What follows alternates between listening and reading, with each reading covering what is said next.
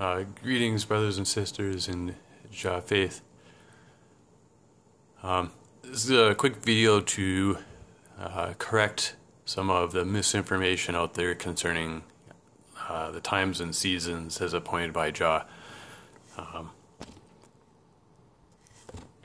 The information I'm going to share was all taken from the book of Enoch.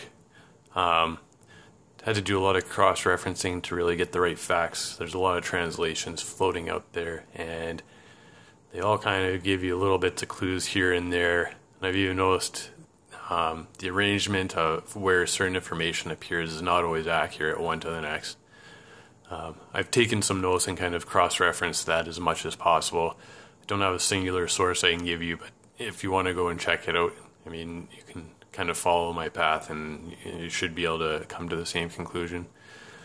So what I've done here is I've actually made an image to illustrate this so that people can kind of get a greater sense of what they're looking at.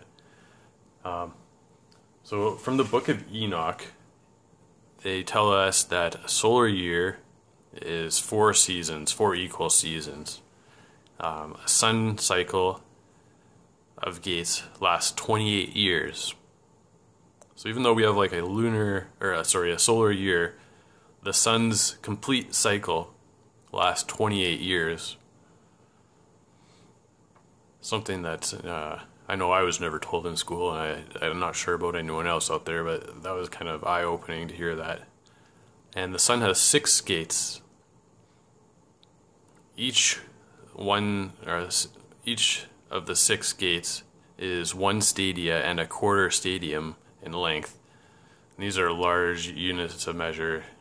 Would have kind of been like the ancient times light year, not necessarily on the same level, but a large unit of measure. Then we kind of get into an interesting piece here. The moon has 12 gates, crowned from west to east. See, I got some notes down here.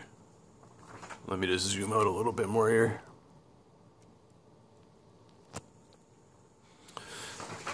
Yeah, so you can see it has 12 gates crowned from west to east.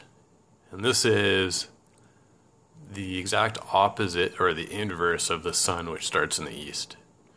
So basically you're going to start up here in the west, and it's going to go through its rotation all the way back to the beginning.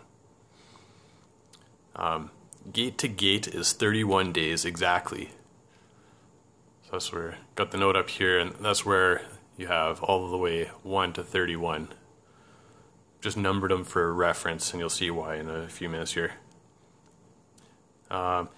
Each lunar year is wanting 12 days of the solar cycle. So when we know there's 12 months, so you can take your 12 months and multiply that by the 31 days, and you get 372. And if there's 12 days wanting from a solar year, it means there's a difference of 12 days. So every solar year, there's going to be 12 leftover days of the lunar cycle that weren't fulfilled just yet. So this is kind of one of those cross-reference points I was talking about. It really makes it obvious, based on just the flat numbers, that 365 days and a quarter is absolutely incorrect. And without knowing all the exact dates and times throughout Scripture, they say it's the year 5777 or Gregorian 2017.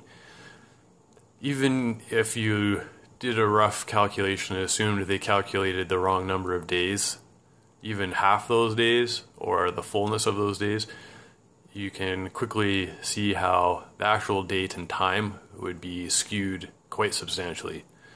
You know, those 5 days, they add up over that many years. And then we got some further information here. A great circle is 532 years. So what the great circle is this is the kind of intersection or point of convergence when the sun and the moon finish their cycles exactly. So if you remember, the sun cycle lasts 28 years, and the moon cycle, I might have missed that, is a lunar cycle is, or 7 lunar years is equal to 19 solar years. So you have this 28-year cycle and this 19-year cycle, and they correspond and meet exactly every 532 years in Jah time. So that's what they call a great year. So again, this is just another point of reference to ensure that, you know, these are the right calculations for Jah appointed times and seasons. So that's a lot of information that no one really talks about, they don't put forward, and they try and explain away. So just kind of taking another look at this, one thing to keep in mind is the sun and the moon, based on this understanding then, are always kind of in the equal and opposite. You know, the sun representative of the king in his fullness, of Jah in his fullness, and the moon representative of the light in the darkness. And when you look at the two, one balances the other at all times in this cycle. We might not be able to see the sun and the moon at all times, except for maybe these later days and times when things are a little out of course, to say the least. But what happens is, as the moon's starting its journey from the west to the east and returning, you also have on the opposite side the sun starting from the east, making its way around. The sun does take a little bit different journey, but this is the general concept of the relation between the two. Now,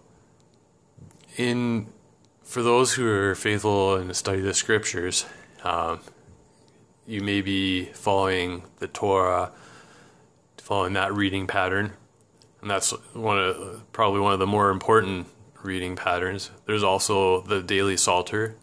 There's the daily Psalms for the evening, which actually starts at sundown or dusk in the evening. And then there's the daily Psalms, which are meant to be read at the beginning of the day, the following day, in the transfer between the darkness and the light. So those are two really important readings that a lot of people are involved with.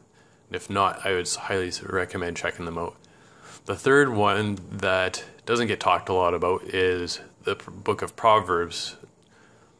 And this is a little bit less obvious in the sense, I have never found any information saying that this is a reading schedule per se. But what I noticed was this 31-day schedule of the moon lines up perfectly with the 31 books of Proverbs. I used to have an opinion that you could just read a chapter of Proverbs a day, and with 31 days it was enough to cover all the days in the month, whether you had 28 days, 29, 30, or 31. And that worked pretty good.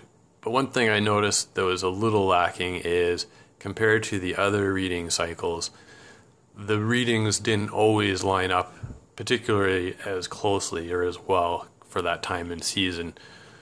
So what I've done is, since coming forward with this a concept, wanted to kind of seek and verify it. So been monitoring the moon the last few days as I'm able to. There's a lot of cloud cover.